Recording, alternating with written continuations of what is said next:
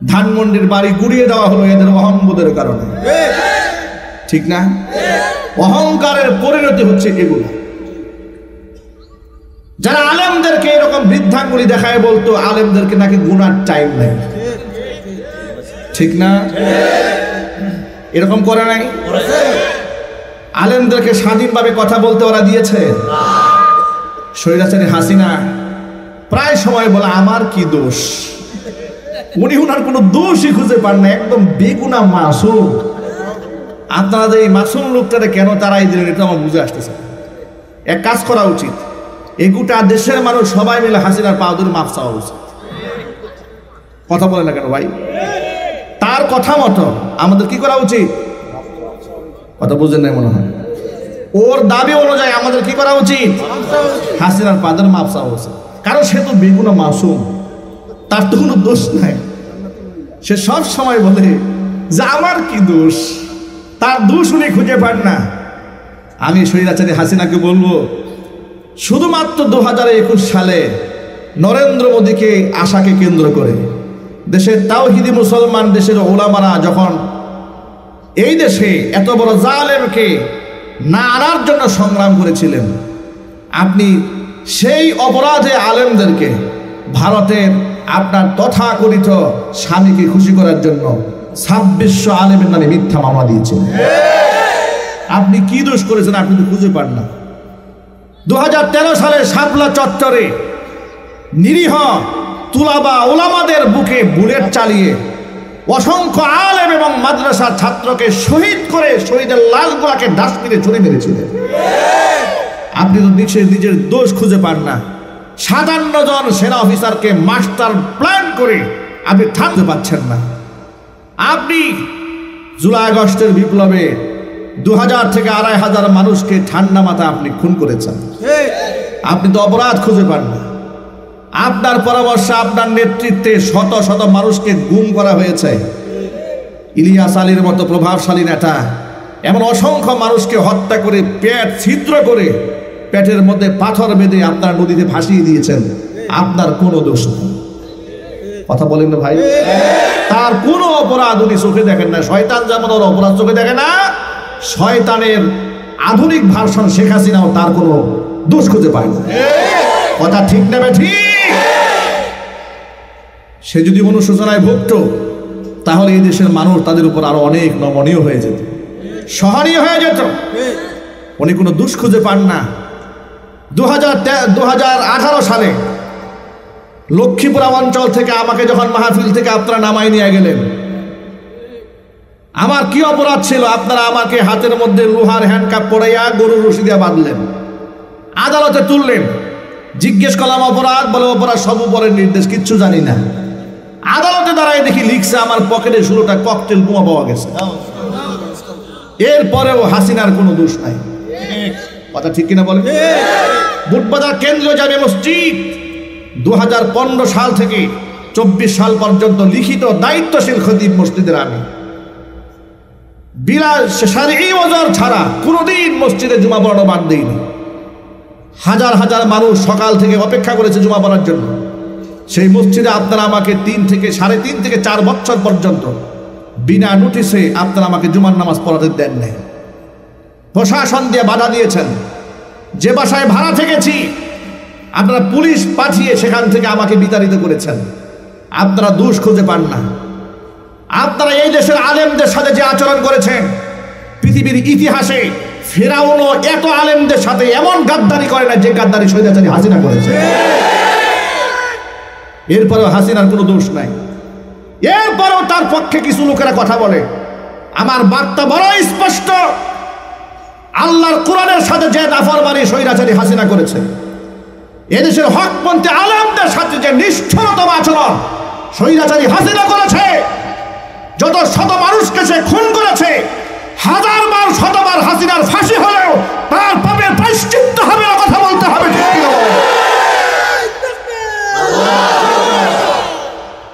আবার তার পক্ষে হয়ে কথা বলে আপা নাকি আবার ফিরে আসবে। আসেন, কথা বলে না কেন? আপনি তো চট করে আসবেন, আসেন। আপনাকে তো নেওয়ার জন্য আমরা রাজি আছি। আপনারা রাজি আছেন না? আপনি চট করে কেমনে আসবেন? সাধারণ একটু লাইভে এসে একটা বক্তব্য দিবেন, এই পাপেই তো আপনি নাই হয়ে গেছেন, ঠিক না? এই পাপেই যদি বুলডোজার খান, যদি দেশে ঢুকতে যান, অবস্থাটা হবে কি? আপনি মনে করেছেন আমরা বিভক্ত হয়েছি, মনে আছে, আমাদের সব মনে আছে, কিছু ভুলে যায় না। মনে রাখবেন, এদেশের মানুষ তারা বিভিন্ন রাজনৈতিক স্বার্থে বিভক্ত থাকলেও ভারতের আধিপত্যবাদের বিরুদ্ধে এবং স্বৈরাচারী হাসিনার স্বৈরতন্ত্রের বিরুদ্ধে গোটা জাতি এখনো পর্যন্ত ঐক্যবদ্ধ আছে।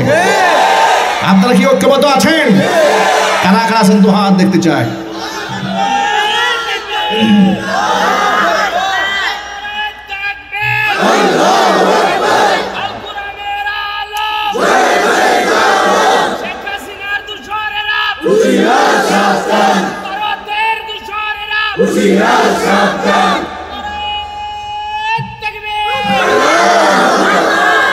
উনি ওনার দোষ খুঁজে পান না, কিছু দোষ দেখাই দিলাম। এগুলা সব হেডলাইন, মোটা দাগের, আর গোপনে কত আকাম করছে এটা আল্লাহ ছাড়া কেউ জানে না। কথা বলেন ভাই। সে বলেছে ভারতকে যা দিয়েছি ভারত কোনোদিন ভুলতে পারবে না। আসলেই ভুলে নাই ভারত, ঠিক কিনা বলেন? আসলেই ভুলে নাই। গোটা পৃথিবীতে যখন এই নিকৃষ্ট মানুষটাকে কেউ জায়গা দেয় না, ওরা পৃথিবী আল্লাহ পাক সংকীর্ণ বানাই দিয়েছেন। কোরআন শরীফের সূরা তাহার একটা আয়াত আমার মনে পড়ে, কষ্ট হচ্ছে আপনাদের? আল্লাহ রাব্বুল আলামিন সূরা তাহার শেষ দিকে হিফজুল কোরআন এই কপির মধ্যে 16 নম্বর পারার 19 নম্বর পৃষ্ঠার একেবারে শেষ আয়াত আল্লাহ পাক বলছেন, وَمَنْ أَعْرَضَ عَنْ ذِكْرِي فَإِنَّ لَهُ مَعِيشَةً ضَنكًا وَنَحْشُرُهُ يَوْمَ الْقِيَامَةِ أَعْمَى قَالَ رَبِّ لِمَ حَشَرْتَنِي أَعْمَى وَقَدْ كُنْتُ بَصِيرًا قَالَ كَذَلِكَ أَتَتْكَ آيَاتُنَا فَنَسِيتَهَا وَكَذَلِكَ الْيَوْمَ تُنْسَى। আল্লাহ পাক বলেন, ওয়ামান আ'রাদা আন যিকরি, আমার কোরআন থেকে যে ব্যক্তি মুখ ফিরায় নেবে, ফাইন্না লাহু মাঈশাতান দানকা, আমি তার গোটা জিন্দেগিটাকে সংকীর্ণ বানায় দেব। মানে দুইকাতুল আরদু বিমা রহবাত, জমিন প্রশস্ত হওয়ার পর আল্লাহ পাক তাদের জন্য সংকীর্ণ বানায় দেবেন। বাস্তবতা হাসিনার দিকে তাকায় দেখেন, হাসিনা কোরআনের বিরুদ্ধে অবস্থান গ্রহণ করেছিল, আলেমদের বিরুদ্ধে অবস্থান গ্রহণ করেছিল ক্ষমতার চেয়ারকে শক্তিশালী করার জন্য। হিন্দুত্ববাদ প্রতিষ্ঠার জন্য সে নিজে আন্দোলন করেছে, মুসলমানদের অধিকারকে হরণ করেছে, আলেমদেরকে স্বাধীনভাবে বয়ান করতে দেয় নাই। কত মাহফিলে 144 ধারা তারা জারি করেছে। পাপের প্রায়শ্চিত্ত হাসিনা এবং তাদের নাতি পুতিদেরকে অবশ্যই ভোগ করতে হবে। কোরআনের মাহফিলগুলোর মধ্যে বাধা সৃষ্টি করেছে, ঠিক না? ইসলামপুরের মাঠে আমাকে মাহফিল করতে দেয় নাই, চৌরাস্তার মাঠে আমার মাহফিল বন্ধ করে দিয়েছে, বোট বাজার আমার মাহফিল বন্ধ করেছে, কাশিমপুরের হাই স্কুল ফুটবল মাঠে আমার মাহফিল বন্ধ করেছে, শফিপুর আন্দার মানিক মাদ্রাসার মাহফিলে একদিন আগে গিয়ে প্রশাসন বলেছে মাদানী হুজুর ওয়াজ করতে পারবে না, সবাই ওয়াজ করবে, আমি করতে পারবো না। কেন? আমি তোমাদের পাকা ধানে মই দিয়েছিলাম, আমাকে সহ্য হয় না। কারণ কি জানেন? ওরা যখন আলেমদের কোমরে রশি বাঁধতো আমি ওদের প্রতিবাদ জানাতাম। কথা বলতে হবে, ঠিক কিনা বলেন? তখন আমি কথা বলেছি। মামুনুল হক হাফিজাহুল্লাহকে সস্ত্রীক যখন মানুষের সামনে লাঞ্ছিত অপমানিত করেছিল, সবার আগে বাংলাদেশে আমি প্রথম জবান করেছিলাম। আমি তাদের শত্রু হয়ে গিয়েছি, ঠিক না? ওরা শরীয়ত বিরোধী আকাম করবে, আর আমরা প্রতিবাদ করলে আমরা মৌলবাদ হয়ে যায়, জঙ্গিবাদ হয়ে যায়, উস্কানিমূলক নাকি কথাবার্তা বলে। তো কার বিরুদ্ধে উস্কানি দিয়েছি? আমাদের 16 বছরের বক্তব্য রেকর্ড আছে। তোমরা শরীয়ত বিরোধী কাজ করেছ, তোমাদের সেই সমস্ত অন্যায় প্রতিবাদ করেছি। আর এই অন্যায়ের প্রতিবাদ করা এটা আল্লাহর পক্ষ থেকে জিম্মাদারি। যে আলেম এটা পালন করবে না সে আলেমকে কিয়ামতের ময়দানে আল্লাহর দরবারে আসামি হয়ে যেতে হবে। আমার প্রিয় বন্ধুগণ, আল্লাহ রাব্বুল আলামিন কোরআন মাজিদের মধ্যে বলে দিয়েছেন, যে ব্যক্তি আবার কোরআন থেকে মুখ ফিরায় নেবে ফাইন্না লাহু মাঈশাতান দানকা, গোটা জিন্দেগি আমি সংকীর্ণ বানাই দেব। এমন সংকীর্ণ আল্লাহ পাক বানালেন। দেখেন, আলেমদেরকে শত্রু বানিয়েছে, মসজিদের ইমাম সাহেবদেরকে স্বাধীনভাবে কথা বলতে দেয় নাই, বক্তৃতা করতে দেয় নাই, ওয়াজ করতে দেয় নাই। ওয়াজ মাহফিল করতে গেলে থানায় যাও, ওসির কাছে যাও, এসপির কাছে যাও, ডিসির কাছে যাও, চেয়ারম্যান সাহেবের কাছে যাও, এমপির কাছে যাও, মন্ত্রীর কাছে যাও। কোন আলেম কোন হুজুর ওয়াজ করবে এটা ঠিক করে দেবে সুৎখোর বদমাশ লম্পটেরা। কি আফসোসের ব্যাপার! কোন আলেম কথা বলবে এটা ডিসাইড করবে মদখোর, লম্পট, চরিত্রহীন বদমাশগুলা ঠিক করবে কোন আলেম কথা বলবে আর কোন আলেম কথা বলবে না। প্রিয় ভাইরা, বদমাশদের কাছে যে আলেম শত্রু, আল্লাহর কসম, আল্লাহর কাছে সে আলেম শ্রেষ্ঠ আলেম। ঠিক কিনা যেটা বলেন? আর স্বৈরাচার এবং শয়তানদের কাছে যে আলেম বন্ধু, নিঃসন্দেহে আল্লাহর কাছে তার চাইতে বড় মুনাফিক এই জমিনে আর নাই।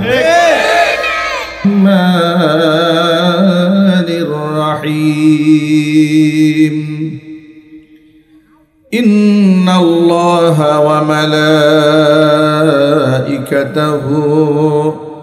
ইউসাল্লুনা আলান নাবিয়্যি ইয়া আইয়ুহাল্লাযীনা আমানু সাল্লু আলাইহি ওয়া সাল্লিমু তাসলিমা। আল্লাহুম্মা সাল্লি আলা মুহাম্মাদিন ওয়া আলা আলি মুহাম্মাদ কামা সাল্লাইতা আলা ইব্রাহিম ওয়া আলা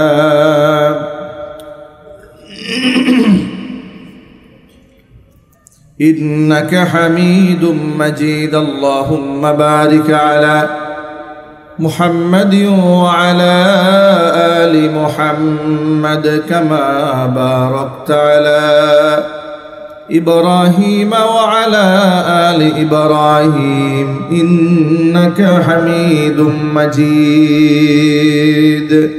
মোহাব্বতে প্রাণ খুলে সকলে মিলে কিছুক্ষণ জিকির করুন, লা ইলাহা ইল্লাল্লাহ, লা ইলাহা। আওয়াজ আর হয় না ভাই, আওয়াজ হয় না।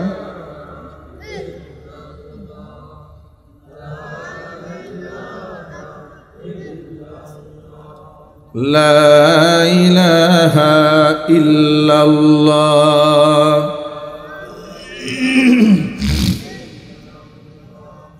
যত বড় মেশিন, এত আওয়াজ দিলে তো আমার পালিয়ে যাওয়ার কথা হিসেবে।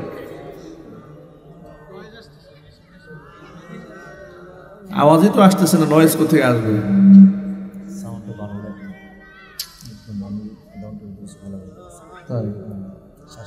এগুলো আনছে কেন? পুরান মানুষের এই দলই কি সাউন্ড আসলে। আবুল কালাম ভাই, কি ব্যাপার? মাইকের এই অবস্থা কেন?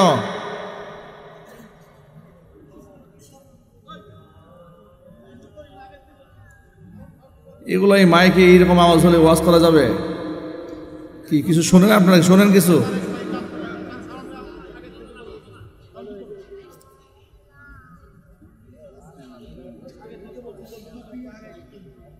না না, কি ঠিক আছে? কি ঠিক আছে আপনাদের কাছে? যেমন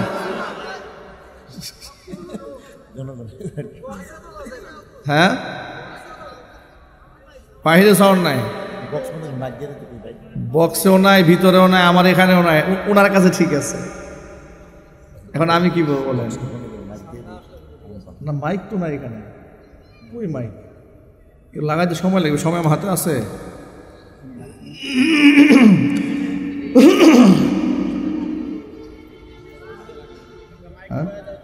মাইক আছে, মাইক আছে,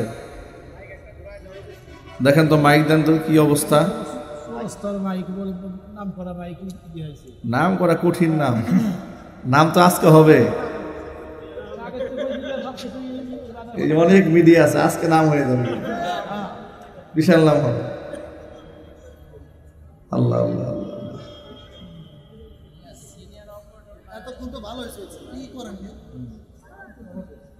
সাউন্ড এতক্ষণ ভালো ছিল কেন? যে বক্তা বলতে পারবে, বক্তা ওনাকে জিজ্ঞেস করেন। উনি বলতেছে আধা ঘন্টা বয়ান করবে না, গলা শেষ। এটা হচ্ছে ওনার রিভিউ। আচ্ছা ঠিক করেন, আপনি ঠিক করেন। মোহাম্মদের জিকির করেন, লা ইলাহা ইল্লাল্লাহ, লা ইলাহা। এই মিডিয়ার ভাইরা এগুলো আর প্রচার করেন না, আবার এই ব্যবসার ব্যবসা নষ্ট করেন না, এগুলো দুষ্টুমি করে বললাম।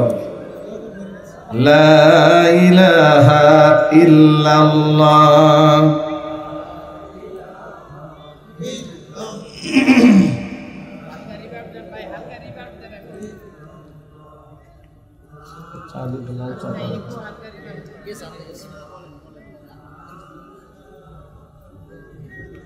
লা ইলাহা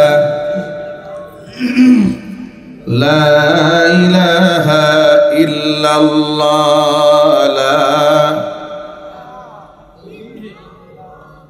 লা ইলাহা ইল্লাল্লাহ, লা ইলাহা।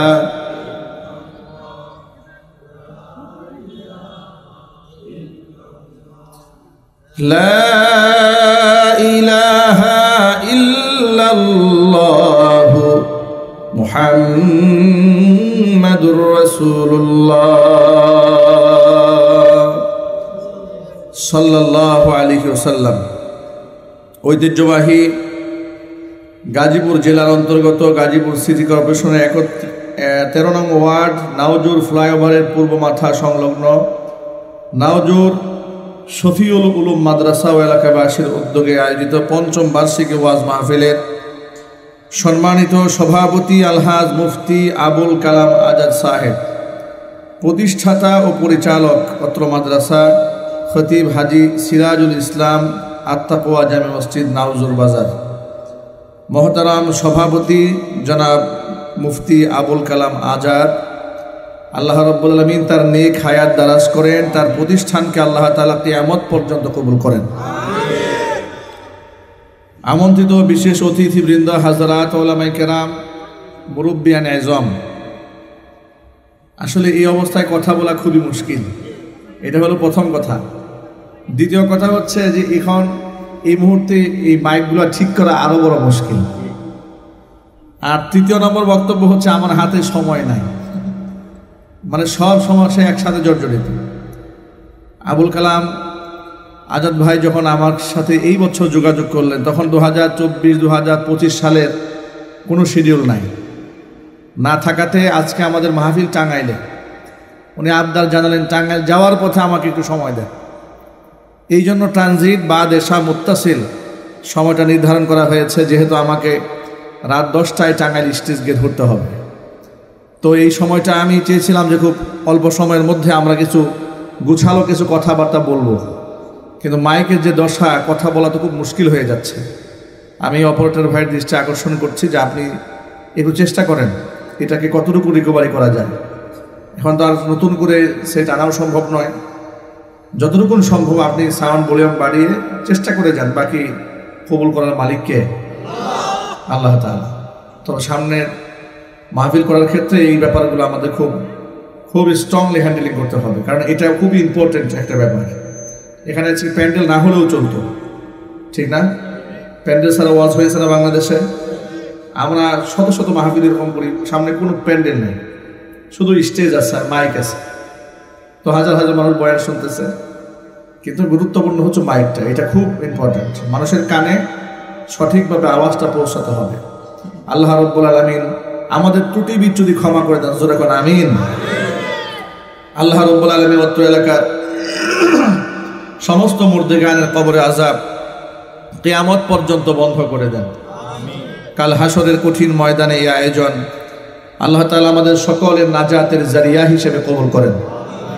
যারা বয়ান শোনার জন্য এসেছেন আর যারা আয়োজন করেছেন, আল্লাহ সকলকে মাফ করে দেন, কোরআনের নূর দিয়ে আল্লাহ তাআলা আমাদের সিনাকে আলোকিত করে দেন।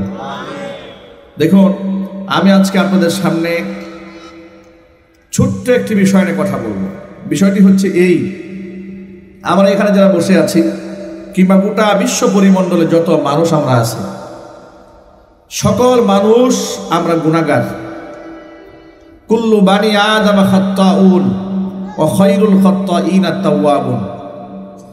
যারা ভুল করে, এই ভুল করা মানুষগুলোর মধ্যে শ্রেষ্ঠ মানুষ তারা যারা ভুল করার পরে অনুশোচনায় ভোগে এবং তওবা করে আল্লাহর কাছে ফিরে আসে। ভুল হতে পারে, অন্যায় হতে পারে, মিস্টেক হয়ে যেতে পারে, শয়তানের ওয়াসওয়াসায় পড়ে কবিরা গুনাহ হয়ে যেতে পারে, সগীরা জাহিরি বাতিনি ইচ্ছা অনিচ্ছায় কত রকমের গুনাহ হয়ে যেতে পারে, ঠিক না? গুনাহ হয়ে যাওয়াটা অস্বাভাবিক কিছু নয়, না হওয়া অস্বাভাবিক। আদম সন্তানের গুনাহ না হওয়াটা কি অস্বাভাবিক? স্বাভাবিক হচ্ছে মানুষ ভুল করবে। কিন্তু ভুল করা ব্যক্তিদের মধ্যে প্রিয় পাত্র তারা যারা নিজের ভুলকে সংশোধন করে, অন্যায়ের জন্য অনুতপ্ত হয়, আল্লাহর কাছে চোখের পানি ছেড়ে কান্নাকাটি করে। দেখুন, আদম আলাইহিস সালাতু ওয়াস সালাম জান্নাতের মধ্যে থাকা অবস্থায় নিষিদ্ধ গাছের ফল তিনি ভক্ষণ করলেন। আল্লাহ পাক তার গায়ের পবিত্র পোশাক খুলে নিলেন, উলঙ্গ হয়ে গিয়েছিলেন, তিনি সস্ত্রীক। জান্নাতের পাতা দ্বারা লজ্জাস্থানকে আবৃত করে সম্ভ্রম রক্ষা করার চেষ্টা করলেন।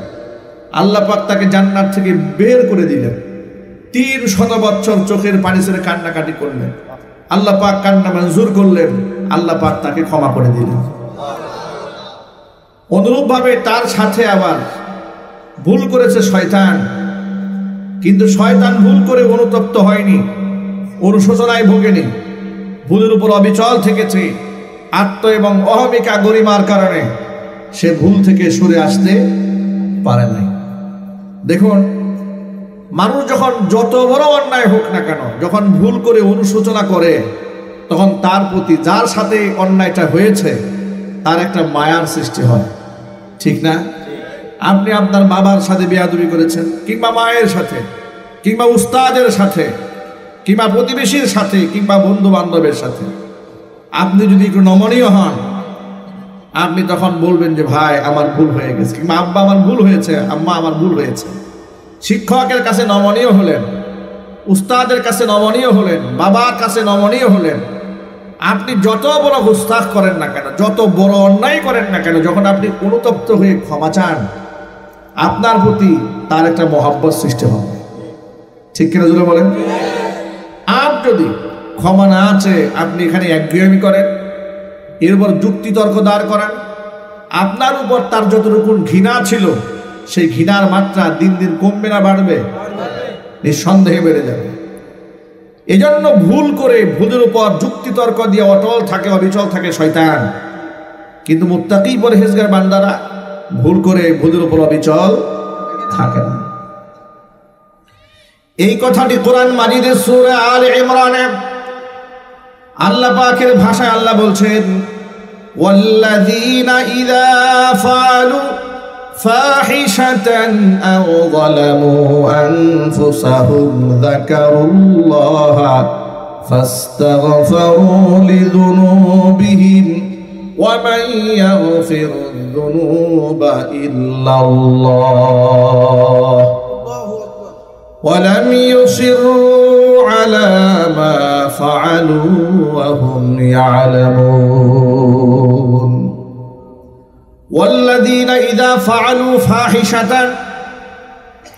মুত্তাকি তারা, তাদের অন্যতম একটি বৈশিষ্ট্য হলো এরা যখন কোনো ফাহিশা কাজ করে, মানে ব্যভিচার করে ফেলে, আও যালামু আনফুসাহুম, অথবা নিজের উপর অন্য কোনো গুনাহ করে জুলুম করে, চুরি করেছে, ডাকাতি করেছে, মিথ্যা কথা বলেছে, অন্যের হক নষ্ট করেছে, গুস্তাখ করেছে, অপরাধ করেছে, শরীয়ত লঙ্ঘন করেছে, এমনকি হাতটাকে কুফরি শিরকিও যদি করে থাকে, ইদা যাকারুল, যখন যাকারুল্লাহ, আল্লাহর কথা যখন মনে হয়ে যায়, ফাস্তাগফারু লিযুনুবিহিম, নিজের কৃত কর্মের জন্য আমি আল্লাহর কাছে মাগফিরাত কামনা করে, ক্ষমা প্রার্থনা করে, অনুনয় বিনয় করে, আমি আল্লাহর কাছে অনুনয় বিনয়ের আমলটা এত প্রিয়। মুসলিম শরীফের হাদিসের মধ্যে এসেছে, আল্লাহর হাবিব সাল্লাল্লাহু আলাইহি ওয়াসাল্লাম বলেছেন, তোমরা যদি এই দুনিয়াতে কোনো পাপ না করতে, তাহলে তোমাদেরকে আল্লাহ পাক দুনিয়া থেকে মিটাই দিয়া এমন জাতি নিয়ে আসতেন যে জাতি অন্যায় করে আল্লাহর কাছে মাপ চেয়ে বেড়াতো। সুতরাং তোমরা কোনো ভুল হবে না। আল্লাহ পাক এই উদ্দেশ্যে তোমাদের সৃষ্টিও করেন না। তোমাদের অজান্তে তোমাদের ভুল হবে, ইচ্ছায় অনেক সময় হবে, অনিচ্ছায় অনেক সময় হবে। শয়তানের ধোঁকায় পড়ে হবে, এরপরে নফসের ধোঁকায় পড়ে হবে, চোখের খিয়ানত হবে, হাতের খিয়ানত হবে, ইত্যাদি হয়ে যাবে। কিন্তু পরবর্তীতে এইটা হওয়ার পরে তোমার অন্তরের অবস্থাটা কি তৈরি হয়, এর উপর তোমার মর্যাদা নির্ভর করবে। চিৎকার দেখুন আল্লাহু আকবার। আল্লাহ পাক বলেন, وَمَن يَغْفِرُ الذُّنُوبَ إِلَّا اللَّهُ, পাপ আমি আল্লাহ ছাড়া কেউ ক্ষমা করতে পারে না। وَلَمْ يُصِرُّوا عَلَى مَا فَعَلُوا وَهُمْ يَعْلَمُونَ, এমনকি যে অন্যায় তারা করেছিল জেনে শুনে সে অন্যায়ের মধ্যে তারা অবিচল থাকে না, অটল থাকে না। এই সমস্ত ব্যক্তিদের পুরস্কার কি শোনো, উলাইকা জাযাউহুম মাগফিরাতুম মির রাব্বিহিম ওয়া জান্নাতুম তাজরি মিন তাহতিহাল আনহার খালিদিনা ফিহা ওয়া নি'মা আজরুল আমিলিন।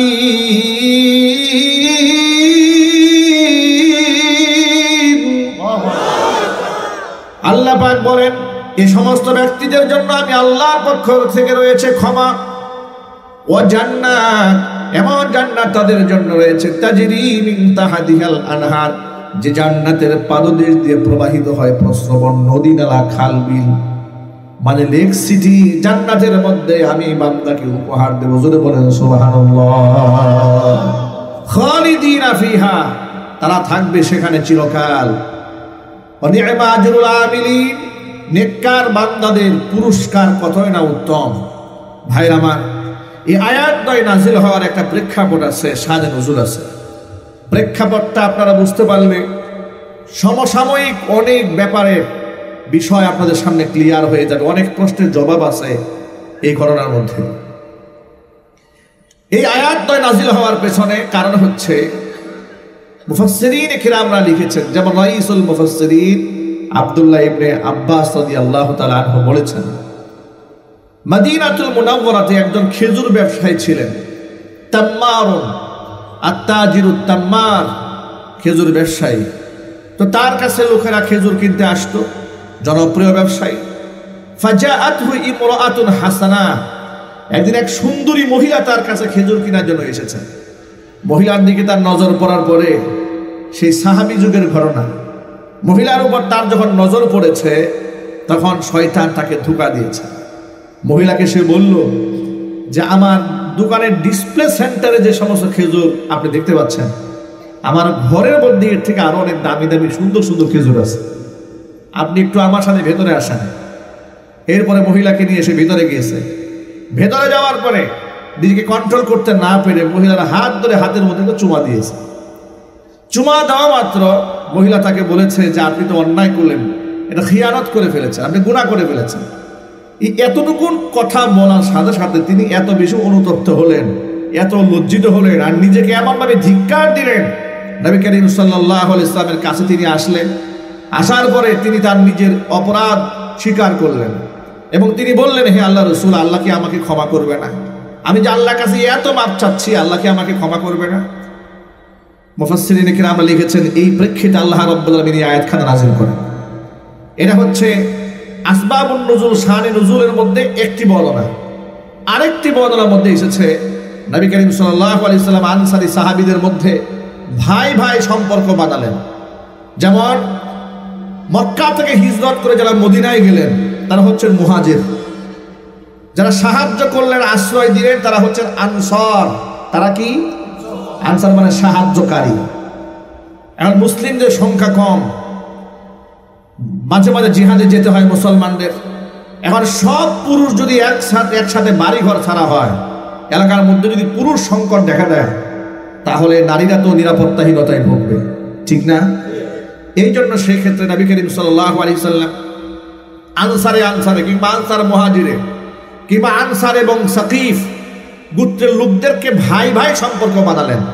সম্পর্ক এমন হলো যে একজন যদি বাড়িতে অনুপস্থিত থাকে তো একজন উপস্থিত থাকবে বাড়ি পাহারা দেওয়ার জন্য। ইতিমধ্যে আনসারি এক সাহাবীর সাথে সাকিব গোত্রের এক সাহাবীর সাথে নবী করিম সাল্লাল্লাহু আলাইহি সাল্লাম ভাই ভাই সম্পর্ক বানাই দিলেন। জিহাদের ময়দানে ডাক আসলো, সাকিব গোত্রের সাহাবী আল্লাহ রসুলের সাথে জিহাদে চলে গেলেন, বাড়ির দায়িত্ব গ্রহণ করলেন মদিনার আনসারি সাহাবী। তিনি ওই ফ্যামিলির জন্য বাজার করে তরি তরকারি কিনে খাবার দাবার কিনে বাড়িতে পৌঁছে দেওয়ার নিমিত্তে বাড়িতে গেলেন। গিয়ে দেখলেন স্বামী বাড়ি নাই, বাড়িতে থেকে চলে গেছে জিহাদের ময়দানে। আর ওই সাকিফিয়ান যে সাহাবী তার স্ত্রী গোসল করে তিনি কাপড় নাড়তেছিলেন, পিছন দিক থেকে তার চুলগুলা প্রদর্শিত হচ্ছিল, দেখা যাচ্ছিল। আনসারি সাহাবী বাড়িতে গেলেন, খালি বাড়িতে মহিলা একা। চুল দেখে মনের মধ্যে ওয়াসওয়াসা তৈরি হয়েছে, চুলের সৌন্দর্যটা তাকে আকৃষ্ট করেছে। সাহাবী যুগের মানুষ হলে কি হবে? শয়তান ধোঁকা দেওয়ার সম্ভাবনা নাই? আরো চিল্লাই বলেন। ধোঁকায় পড়েছে, চুলের মায়ায় পড়েছে।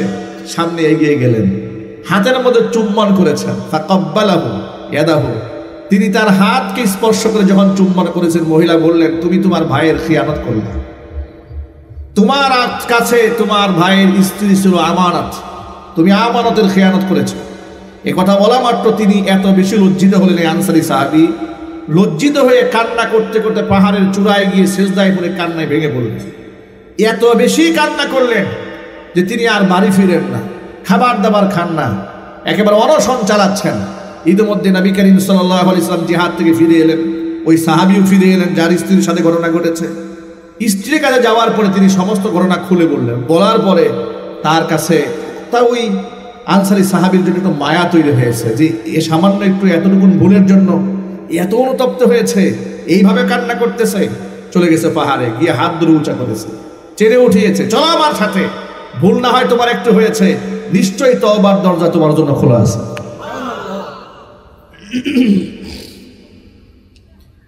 হাত ধরে টেনে নিয়ে গেলেন আবু বকরের কাছে। আবু বকর সিদ্দিক রাদিয়াল্লাহু তাআলা আনহুর কাছে ঘটনার বিবরণ খুলে বললেন। সব কিছু শোনার পরে আবু বকর সিদ্দিক রাদিয়াল্লাহু তাআলা আনহু বললেন, এত বড় বেয়াদবি করেছো, এত বড় আমানতের খেয়ানত করেছো, তোমার জন্য তওবার দরজা খোলা আছে নাকি? আমি কিচ্ছু বলতে পারবো না। আবু বকরের কাছ থেকে তারা হতাশ হয়ে গেলেন, চলে গেলেন হযরত ওমরের কাছে। ওমর রাদিয়াল্লাহু তাআলা আনহু সব কিছু শোনার পরে তিনি একই ফিডব্যাক দিলেন। তিনি বললেন, না আমি কিচ্ছু বলতে পারবো না। এমন ব্যক্তি, এত বড় খেয়ানত তুমি করেছো, তোমার ভাইয়ের সাথে, ভাইয়ের স্ত্রীর সাথে এত জঘন্য আচরণ করেছো, আমি জানি না তোমার জন্য তওবার দরজা খোলা আছে নাকি। হযরত ওমর তাকে তাড়িয়ে দিলেন। রাসূলের কাছে ভয়ে ভয়ে গিয়ে হাজির হয়েছেন, ভয়ে ভয়ে যেতে সাহস পাচ্ছে না। কি বলেন আল্লাহর নবী, লজ্জায়, শরমে, আশঙ্কায়, শঙ্কায় সব কিছু মিলে সর্বশেষ মুহাম্মদ সাল্লাল্লাহু আলাইহি ওয়াসাল্লামের কাছে গিয়ে হাজির হয়েছেন। পুরা ঘটনার বিবরণ শোনালেন। শোনানোর পরে নবী করিম সাল্লাল্লাহু আলাইহি ওয়াসাল্লাম তার উপরে রাগ হয়ে গেলেন, গুসা হয়ে গেলেন, ক্ষিপ্ত হয়ে গেলেন।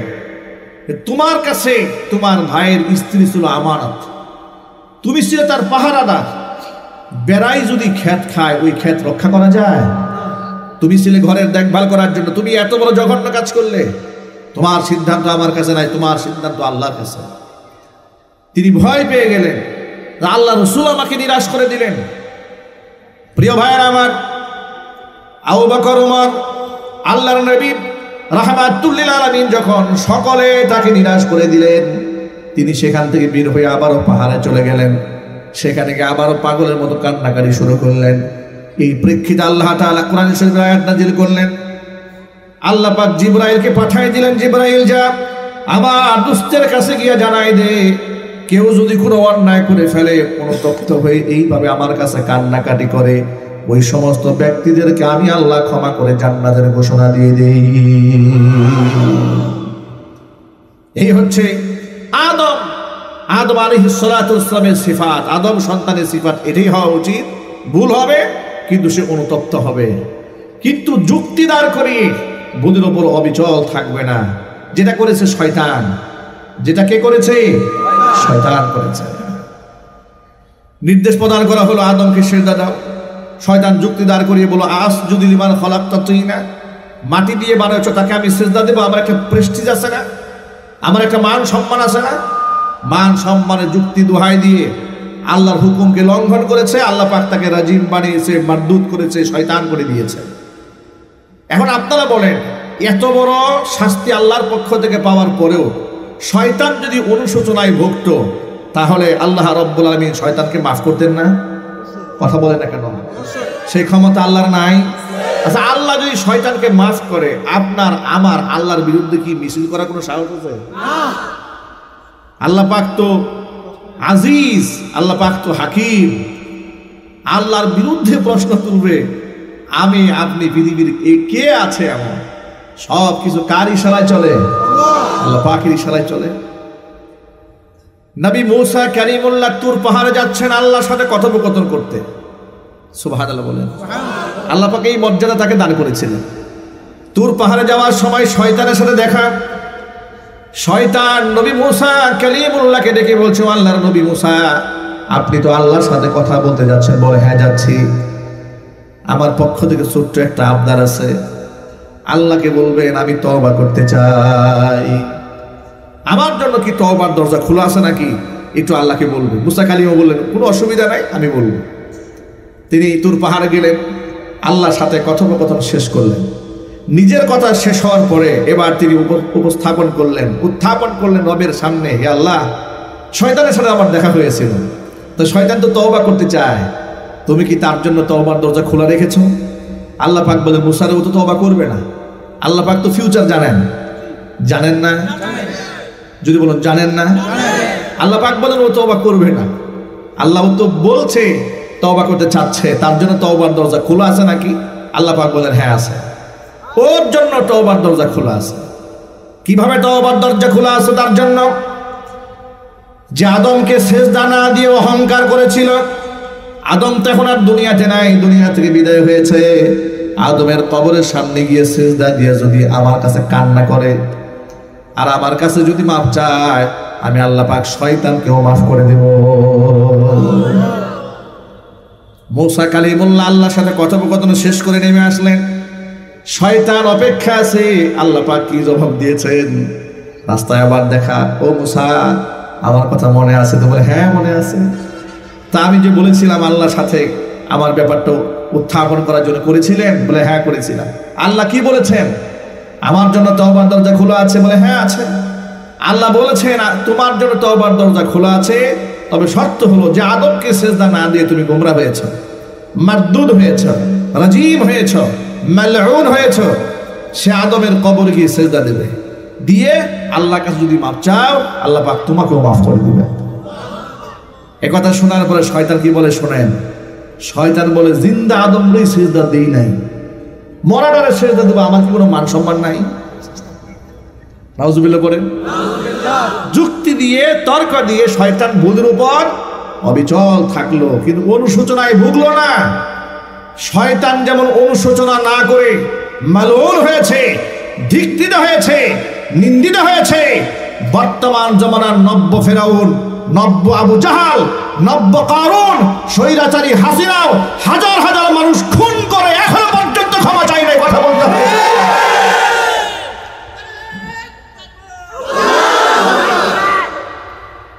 এর মধ্যে কোনো অনুশোচনা আছে? আরো যদি বলেন, ওদের দলের কারো অনুশোচনা আছে? ওরা প্রতিনিয়ত ফেসবুকে স্ট্যাটাস দেয়। কি স্ট্যাটাস দেয় জানেন? এই দিন দিন নয়, আরো দিন আছে। মানে পিঠের চামড়া যাও দুই একটা থাকতো, এদের কুরকুরানি ঠেলায় তাও থাকবে না। কথা বলেন ভাই, ঠিক না? ধানমন্ডির বাড়ি গুড়িয়ে দেওয়া হলো এদের অহংবোধের কারণে, ঠিক না? অহংকারের পরিণতি হচ্ছে এগুলো। যারা আলেমদেরকে এরকম বৃদ্ধাঙ্গুলি দেখায় বলতো আলেমদেরকে নাকি গুনার টাইম নেই, ঠিক না? এরকম করে নাই? আলেমদেরকে স্বাধীনভাবে কথা বলতে ওরা দিয়েছে? স্বৈরাচারী হাসিনা প্রায় সময় বলে আমার কি দোষ। উনি উনার কোনো দোষই খুঁজে পান না, একদম বেগুনা মাসুম। আপনারা যে এই মাসুম লোকটারে কেন তারাই দিলেন এটা আমার বুঝে আসতেছে। এক কাজ করা উচিত, এই গোটা দেশের মানুষ সবাই মিলে হাসিনার পা ধরে মাফ চাওয়া উচিত। কথা বলে না কেন ভাই? তার কথা মতো আমাদের কি করা উচিত? কথা বুঝেন নাই মনে হয়। ওর দাবি অনুযায়ী আমাদের কি করা উচিত? হাসিনার পা ধরে মাফ চাওয়া উচিত। কারণ সে তো বেগুনা মাসুম, তার তো কোনো দোষ নাই। সে সব সময় বলে যে আমার কি দোষ, তার দোষ উনি খুঁজে পান না। আমি স্বৈরাচারী হাসিনাকে বলবো, শুধুমাত্র 2021 সালে নরেন্দ্র মোদীকে আশাকে কেন্দ্র করে দেশের তাওহিদি মুসলমান, দেশের ওলামারা যখন এই দেশে এত বড় জালেমকে না আনার জন্য সংগ্রাম করেছিলেন, আপনি সেই অপরাধে আলেমদেরকে ভারতের আপনার তথাকথিত স্বামীকে খুশি করার জন্য 2600 আলেমের নামে মিথ্যা মামলা দিয়েছেন। আপনি কি দোষ করেছেন? আপনি তো খুঁজে পান না। 2013 সালে শাপলা চত্বরে নিরীহ তুলাবা ওলামাদের বুকে বুলেট চালিয়ে অসংখ্য আলেম এবং মাদ্রাসার ছাত্রকে শহীদ করে শহীদের লাশগুলোকে ডাস্টবিনে ছুঁড়ে মেরেছিলেন। আপনি তো নিজের দোষ খুঁজে পান না। 57 জন সেনা অফিসারকে মাস্টার প্ল্যান করে আপনি থামতে পারছেন না। আপনি জুলাই আগস্টের বিপ্লবে 2000 থেকে 2500 মানুষকে ঠান্ডা মাথায় আপনি খুন করেছেন। আপনি তো অপরাধ খুঁজে পান না। আপনার পরামর্শে, আপনার নেতৃত্বে শত শত মানুষকে গুম করা হয়েছে। ইলিয়াস আলীর মতো প্রভাবশালী নেতা এমন অসংখ্য মানুষকে হত্যা করে পেট ছিদ্র করে পেটের মধ্যে পাথর বেঁধে আপনার নদীতে ভাসিয়ে দিয়েছেন। আপনার কোনো দোষ নেই। কথা বলেন না ভাই? তার কোনো অপরাধ উনি চোখে দেখেন না। শয়তান যেমন ওর অপরাধ চোখে দেখে না, শয়তানের আধুনিক ভার্সন শেখ হাসিনাও তার কোনো দোষ খুঁজে পায় না। কথা ঠিক নেবে ঠিক। সে যদি অনুশোচনায় ভুগত তাহলে এই দেশের মানুষ তাদের উপর আরো অনেক নমনীয় হয়ে যেত, সহনীয় হয়ে যেত। উনি কোনো দোষ খুঁজে পান না। 2018 সালে লক্ষ্মীপুরা অঞ্চল থেকে আমাকে যখন মাহফিল থেকে আপনারা নামাই নিয়ে গেলেন, আমার কি অপরাধ ছিল? আপনারা আমাকে হাতের মধ্যে লোহার হ্যান্ডকাপ পরাইয়া গরুর রশি দিয়ে বাঁধলেন, আদালতে তুললেন। জিজ্ঞেস করলাম অপরাধ, বলে অপরাধ সব উপরের নির্দেশ, কিচ্ছু জানি না। আদালতে দাঁড়ায় দেখি লিখছে আমার পকেটে 16টা ককটেল বোমা পাওয়া গেছে। এরপরেও হাসিনার কোনো দোষ নাই। কথা ঠিক কিনা বলে? বুটবাজার কেন্দ্রীয় জামে মসজিদ 2015 সাল থেকে 24 সাল পর্যন্ত লিখিত দায়িত্বশীল খতিব মসজিদের আমি শারঈ ওযর ছাড়া কোনোদিন মসজিদে জুমা পড়ানো বাদ দেইনি। হাজার হাজার মানুষ সকাল থেকে অপেক্ষা করেছে জুমা পড়ার জন্য। সেই মসজিদে আপনারা আমাকে 3 থেকে 3.5 থেকে 4 বছর পর্যন্ত বিনা নোটিশে আপনারা আমাকে জুমার নামাজ পড়াতে দেন নাই। প্রশাসন দিয়ে বাধা দিয়েছেন। যে বাসায় ভাড়া থেকেছি আপনারা পুলিশ পাঠিয়ে সেখান থেকে আমাকে বিতাড়িত করেছেন। আপনারা দোষ খুঁজে পান না। আপনারা এই দেশের আলেমদের সাথে যে আচরণ করেছেন, পৃথিবীর ইতিহাসে ফেরাউনও এত আলেমদের সাথে এমন গাদ্দারি করে না যে গাদ্দারি স্বৈরাচারী হাসিনা করেছে। এরপরেও হাসিনার কোনো দোষ নাই। এরপরেও তার পক্ষে কিছু লোকেরা কথা বলে। আমার বার্তা বড় স্পষ্ট, আল্লাহর কোরআনের সাথে যে নাফরমানি স্বৈরাচারী হাসিনা করেছে, এদেশের হকপন্থী আলেমদের সাথে যে নিষ্ঠুরতম আচরণ স্বৈরাচারী হাসিনা করেছে, যত শত মানুষকে সে খুন করেছে, 1000 বার 100 বার হাসিনার ফাঁসি হলেও তার পাপের প্রায়শ্চিত্ত হবে, কথা বলতে হবে।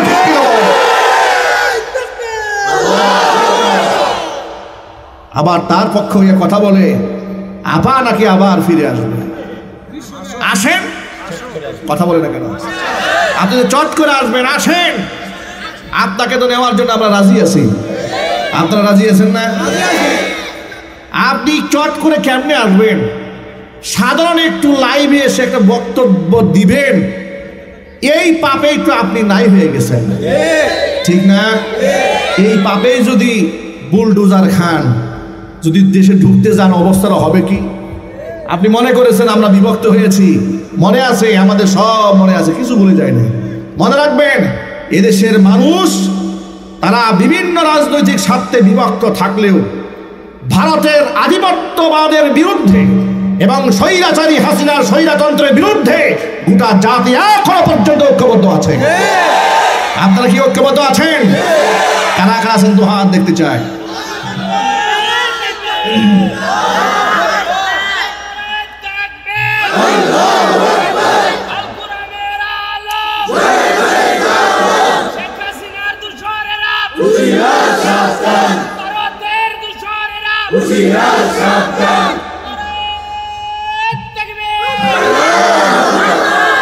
উনি ওনার দোষ খুঁজে পান না, কিছু দোষ দেখাই দিলাম। এগুলা সব হেডলাইন, মোটা দাগের, আর গোপনে কত আকাম করছে এটা আল্লাহ ছাড়া কেউ জানে না। কথা বলেন ভাই। সে বলেছে ভারতকে যা দিয়েছি ভারত কোনোদিন ভুলতে পারবে না। আসলেই ভুলে নাই ভারত, ঠিক কিনা বলেন? আসলেই ভুলে নাই। গোটা পৃথিবীতে যখন এই নিকৃষ্ট মানুষটাকে কেউ জায়গা দেয় না, ওরা পৃথিবী আল্লাহ পাক সংকীর্ণ বানাই দিয়েছেন। কোরআন শরীফের সূরা তাহার একটা আয়াত আমার মনে পড়ে, কষ্ট হচ্ছে আপনাদের? আল্লাহ রাব্বুল আলামিন সূরা তাহার শেষ দিকে হিফজুল কোরআন এই কপির মধ্যে 16 নম্বর পারার 19 নম্বর পৃষ্ঠার একেবারে শেষ আয়াত আল্লাহ পাক বলছেন, وَمَنْ أَعْرَضَ عَنْ ذِكْرِي فَإِنَّ لَهُ مَعِيشَةً ضَنكًا وَنَحْشُرُهُ يَوْمَ الْقِيَامَةِ أَعْمَى قَالَ رَبِّ لِمَ حَشَرْتَنِي أَعْمَى وَقَدْ كُنْتُ بَصِيرًا قال كذلك أتتك آياتنا فنسيتها وكذلك اليوم تنسى আল্লাহ পাক বলেন, ওয়ামান আ'রাদা আন যিকরি, আমার কোরআন থেকে যে ব্যক্তি মুখ ফিরায় নেবে, ফাইন্না লাহু মাঈশাতান দানকা, আমি তার গোটা জিন্দেগিটাকে সংকীর্ণ বানায় দেব। মানে দুইকাতুল আরদু বিমা রহবাত, জমিন প্রশস্ত হওয়ার পর আল্লাহ পাক তাদের জন্য সংকীর্ণ বানায় দেবেন। বাস্তবতা হাসিনার দিকে তাকায় দেখেন, হাসিনা কোরআনের বিরুদ্ধে অবস্থান গ্রহণ করেছিল, আলেমদের বিরুদ্ধে অবস্থান গ্রহণ করেছিল ক্ষমতার চেয়ারকে শক্তিশালী করার জন্য। হিন্দুত্ববাদ প্রতিষ্ঠার জন্য সে নিজে আন্দোলন করেছে, মুসলমানদের অধিকারকে হরণ করেছে, আলেমদেরকে স্বাধীনভাবে বয়ান করতে দেয় নাই। কত মাহফিলে 144 ধারা তারা জারি করেছে।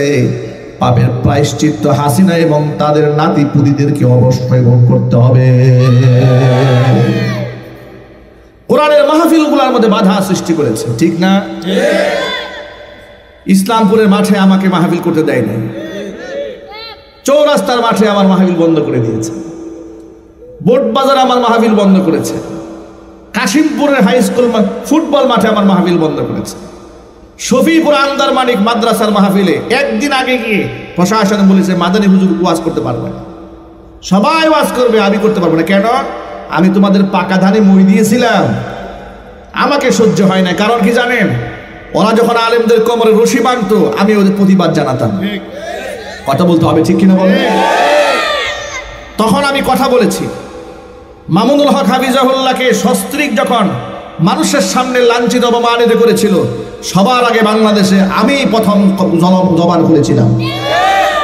আমি তাদের শত্রু হয়ে গিয়েছি, ঠিক না?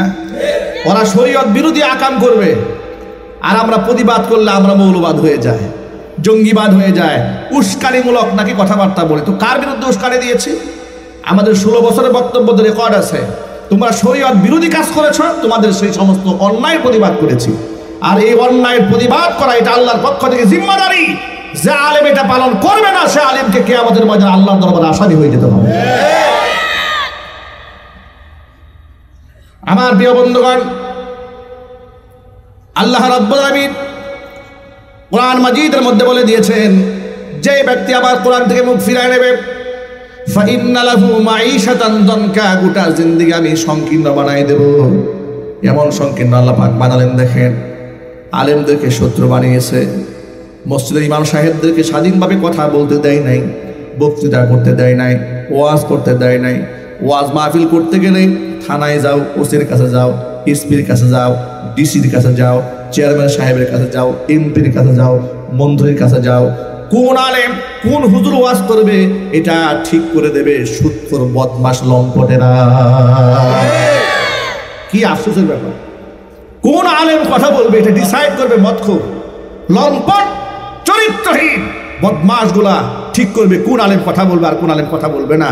প্রিয় ভাইরা, বদমাশদের কাছে যে আলেম শত্রু, আল্লাহর কসম, আল্লাহর কাছে সে আলেম শ্রেষ্ঠ আলেম। ঠিক কিনা যেটা বলেন? আর স্বৈরাচার এবং শয়তানদের কাছে যে আলেম বন্ধু, নিঃসন্দেহে আল্লাহর কাছে তার চাইতে বড় মুনাফিক এই জমিনে আর নাই। ওরা দাঁড়িয়ে বলতো যে কোনো হক্কানে আলেমকে গ্রেফতার করা হয় নাই, ধর্ম ব্যবসায়ীদেরকে গ্রেফতার করা হয়েছে। নাউজুবিল্লাহ বলেন, আরো চিল্লায় এখন নাউজুবিল্লাহ। আমার দেওয়ান ভাইয়ারা, তাহলে আল্লাহ পাকের কথা মিলায় নেন। আল্লাহ বলছেন, যারা আমার কোরআন থেকে মুখ ফিরায় নেবে ওদের জিন্দেগি আমি সংকীর্ণ বানায় দেব। এবার স্বৈরাচারীর দিকে তাকাই দেখেন, পৃথিবী আল্লাহ পাক কেমন সংকীর্ণ বানায় দিয়েছেন। দুবাই যেতে চায়, দুবাই বলে না আমি নেব না। আমেরিকা নিতে চায়, যেতে চায়, বলে না, ওর মতো শয়তান আমাদের জায়গা নাই। কথা বলে না। লন্ডনে যেতে চায়, লন্ডন বলে না, আমার দেশে শয়তান অভাব নাই, এত বড় শয়তান দরকার নেই। ঠিক কিনা বলেন? সুইডেন নাস্তিকদের দেশ, বলে না না না, আমরা নাস্তিকরা ভালো আছি, ওর মতো ভালো মানুষ দরকার নেই। এই ভালো মানুষ যেখানে যায় সেখানে আগুন লাগাই দেয়। ঠিক কিনা বলেন? ফাইন্না লাহু মাঈশাতান দানকা, ওর জিন্দেগি আল্লাহ সংকীর্ণ বানিয়ে দিয়েছে। কিয়ামতে আল্লাহ পাক এদেরকে কেমনে উঠাবেন শোনেন। ওয়ানাহশুরুহু ইয়াউমাল কিয়ামাতি আ'মা, কিয়ামতের দিন এদেরকে আমি অন্ধ বানায় হাসরের ময়দানে উঠাবো। অন্ধ বানায় যখন উঠাবো এরা বলবে, ক্বালা রাব্বি লিমা হাশারাতানি আ'মা, আয় আল্লাহ কেন তুমি আমাকে অন্ধ বানালে? ওয়াকাদ কুনতু বাসীরা, দুনিয়ার মাটিতে আমি দেখতে পেতাম, আমি চক্ষুষ্মান ছিলাম, কেন আমাকে অন্ধ বানালে? আল্লাহ পাকের পক্ষ থেকে জবাব দেওয়া হবে, ক্বালা কাযালিকা আতাতকা আয়াতুনা ফানাসিতাহা, অনুরূপভাবে দুনিয়াতে আমার আয়াতগুলো তোমার কাছে এসেছিল, আলেমদের মাধ্যমে, নবীদের মাধ্যমে, বক্তাদের মাধ্যমে, দাঈদের মাধ্যমে। ফানাসিতাহা, তুমি আমার আয়াতকে সেদিন ভুলে গিয়েছিলে। ওয়া কাযালিকাল ইয়াউমা তুনসা, যেভাবে তুমি আমার আয়াতকে সেদিন ভুলে গিয়েছিলে, আজকে আমি আল্লাহ পাক তোমাকে ভুলে যাব, তোমাকে আজকে ভুলে যাওয়া হবে। নাউজুবিল্লাহ বলেন। আল্লাহ পাক যদি পরকালে ভুলে যান, কপালে এমন আগুন লাগবে যে আগুন কেউ নিভাতে পারবে না।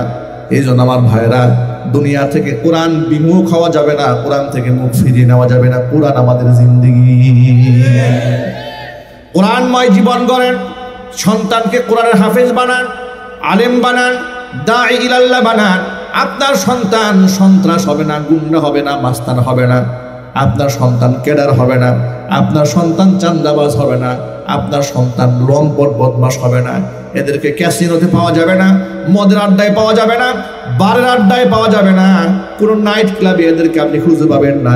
এদেরকে খুঁজে পাবেন আল্লাহর ঘর মসজিদে তাহাজ্জুদরত অবস্থায়।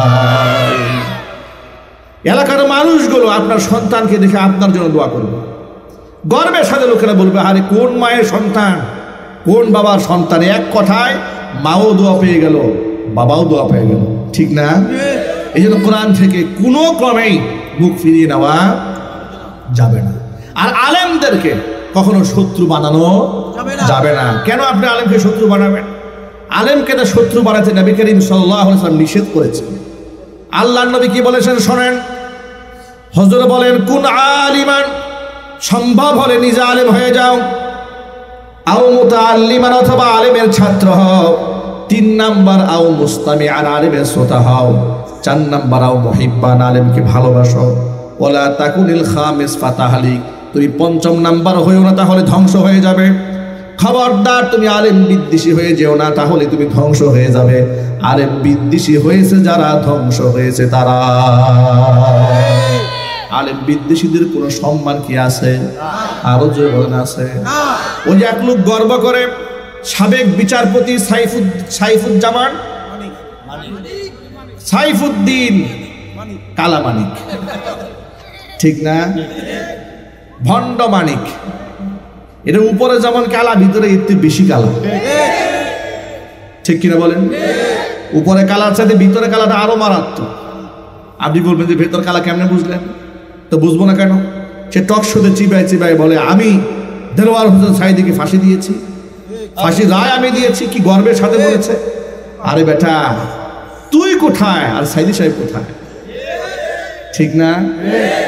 সাঈদী সাহেবের লাশে বাধা দেওয়ার পরে লোকেরা হুমড়ি খেয়ে গাড়ির নিচে পড়ে যায় জানাজা পড়ার জন্য। তার সাথে এখানে রক্তের সম্পর্ক নাই, দিনের সম্পর্ক। এমন মোহাব্বত আল্লাহ পাক লাগিয়ে দিয়েছেন। আর তুই মরে দেখ তোর জানাজা কুত্তা ছাড়া কেউ যায় কিনা? কথা ঠিক কিনা বলেন? মাত্র 1 মাসের ব্যবধানে অহংকার চূর্ণ বিচূর্ণ আল্লাহ পাক করে দিয়েছেন। কলার পাতার মধ্যে শুয়ে এতিমের মতো পালাইতে গেছে, ঠিক না?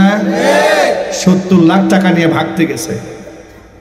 যারা 70 লাখ টাকা নিয়েছে তারা মনে মনে ভাবলো ওর মতো শয়তানকে যদি ছেড়ে দেই, ভারতে পাচার করে দেই, 70 লাখ টাকা নিয়ে যে গুনাহ করছি এর থেকে বড় গুনাহ হবে ওরা যদি নাজাত দিয়ে দেয়। হয়তো 70 লাখের গুনাহ আল্লাহ মাফ করতেও পারে, কিন্তু ওরে মাফ করলে আল্লাহ মাফ করবে না, ঠিক কিনা বলেন? টাকাও নিয়েছে, পেদানিও দিয়েছে, এরপরে পাবলিক গণধুলাই দিয়ে প্রশাসনের হাতে তাকে তুলে দিয়েছে, ঠিক কিনা বলেন? অ্যাডভোকেট তাজুল ইসলাম বলেছেন এই ছবিটা বিচারপতি কালামানিক শুয়ে আছে কলা পাতায়, এই ছবিটা বাধাই করে প্রত্যেকটা বিচারকের পিছনে ঝুলায় রাখা উচিত, যাতে করে এই দেশের বিচারকেরা দলীয় ক্ষমতায় যাওয়ার পরে কিংবা এই পবিত্র চেয়ারটাকে যেন অপবিত্র না বানায়। এই সিনা ওই ছবি দেখলে যেন মনে পড়ে যে দেখো কালামানিকের কি অবস্থা হয়েছে, ঠিক না ভাই? এদের লাঞ্ছনা গঞ্জনা দুনিয়াতে এরা ভোগ করতে শুরু করেছে। আর যে সমস্ত আলেমদের বিরুদ্ধে তারা কথা বলেছে, আল্লাহ পাক মানুষের অন্তরে তাদের মহব্বত ঢুকিয়ে দিয়েছেন, ঠিক কিনা বলেন? সুতরাং আল্লাহ রাব্বুল আমিন আমাদের সকলকে ওলামাদেরকে মহব্বত করার তৌফিক দান করেন। এই পৃথিবীতে যার সাথে যার মহব্বত, পরকালে তার সাথেই তার কিয়ামত হবে। আর আল্লাহর পথের পথিক যারা হয় তারা নির্ভীক হয়, তারা একমাত্র ভয় করে কাকে? আরো জোরে বলেন। যারা আল্লাহর পথে চলে, আল্লাহর কথা বলে, আল্লাহকে ভালোবেসে সপেছে জীবন, তাদের কিসের ভয়? কে করে পরাজয়? শহীদি তামান্নাতে নাচে তার মন। যারা আল্লাহর পথে চলে, আল্লাহর কথা বলে, আল্লাহকে ভালোবেসে সপেছে জীবন, তাদের কিসের ভয়? কে করে পরাজয়? শহীদি তামান্নাতে নাচে তার মন। হাসনা হেনার গানে ভুলে নারী হৃদয় তার, কালিমার মিষ্টি মাখার হৃদয় রয়েছে যার। হাসনা হেনার গানে ভুলে নারী হৃদয় তার, কালিমার মিষ্টি মাখার হৃদয় রয়েছে যার।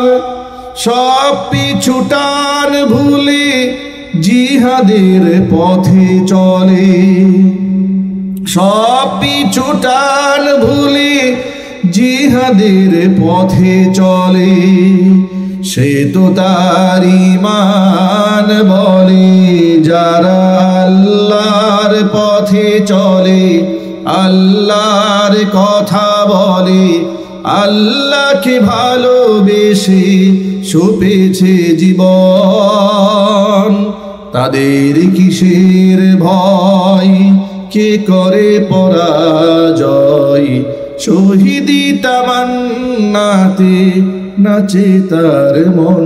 যারা আল্লাহর পথে চলে, আল্লাহর কথা বলে, আল্লাহ কি ভালোবেসে সপেছে জীবন, তাদের কিসের ভয়, কে করে পরাজয়, শহীদি তামান্নাতে নাচে তার মন। আল্লাহ রাব্বুল আলামিন আমাদেরকে একমাত্র রবের ভয় অন্তরে রাখার তৌফিক দান করেন। আমরা মানুষ, আমরা ভুলের ঊর্ধ্বে নই। আমাদের যে ভুল ত্রুটি হয়েছে আমরা আল্লাহর কাছে বিনয়ের সাথে আমরা মাগফিরাত কামনা করি। আল্লাহ পাক আমাদেরকে ক্ষমা করে দেন। সকলেই বলুন আমিন। ওয়া আখিরু দাওয়ানা